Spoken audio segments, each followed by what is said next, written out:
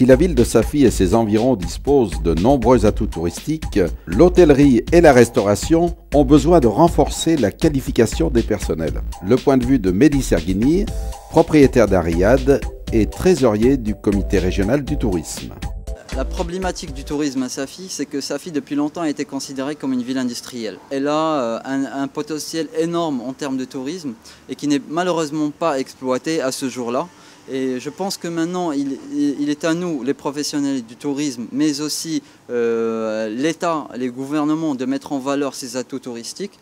Parce que Safi, ça peut être comme on dit, ça peut être le Saint-Tropez marocain, parce qu'on a une côte qui est magnifique, on a une culture et des traditions locales qu'on ne peut trouver qu'ici, et qui ne sont malheureusement pas connues vis-à-vis du public, que ce soit à l'échelle nationale ou à l'échelle internationale.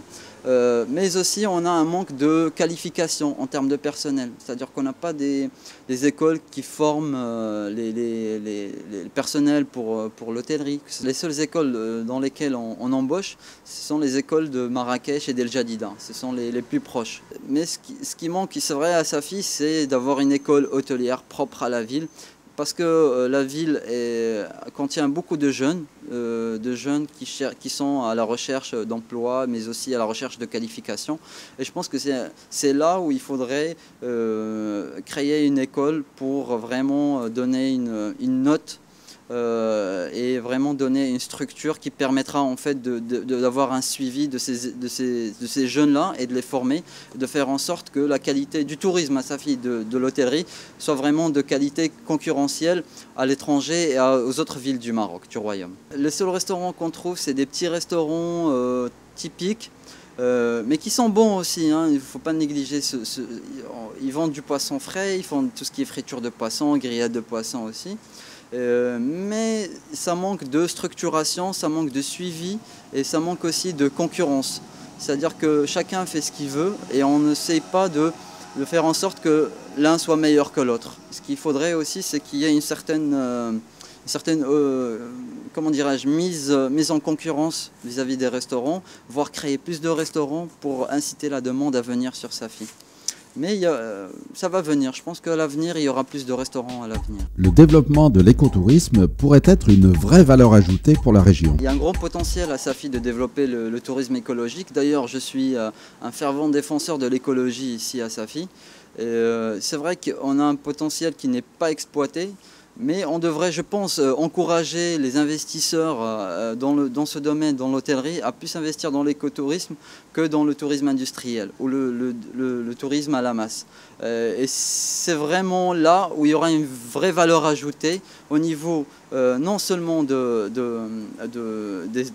touristes qui vont venir, mais aussi des retombées qui vont être sur la ville et sur la région, parce que la région souffre beaucoup de manque d'implication écologique dans la vie de tous les jours. Et c'est vrai que le fait qu'il y ait l'écotourisme dans cette région permettra aussi de donner une grande valeur ajoutée au tourisme à l'échelle nationale et internationale.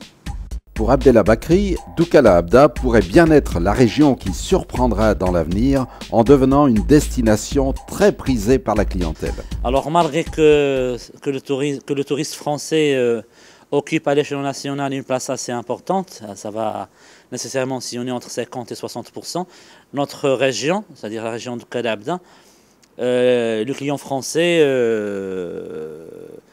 n'est pas parmi la clientèle qui fréquente le plus. Je pense que cela est causé un petit peu par le manque de communication, peut-être de la part des professionnels eux-mêmes, mais aussi de l'ONMT qui peut-être n'a pas encore cru en les potentialités touristiques de cette région. Et je pense que ça va nécessairement créer la surprise puisque la région dispose du potentiel et des atouts touristiques qu'il faut pour qu'elle soit l'une des meilleures destinations du Maroc parce qu'elle offre des produits diversifiés.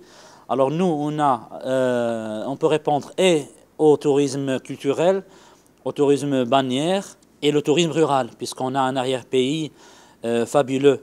Vu la diversité de ces offres-là, je pense que la destination aura son mot à dire pour la promotion du Maroc et la destination du Maroc.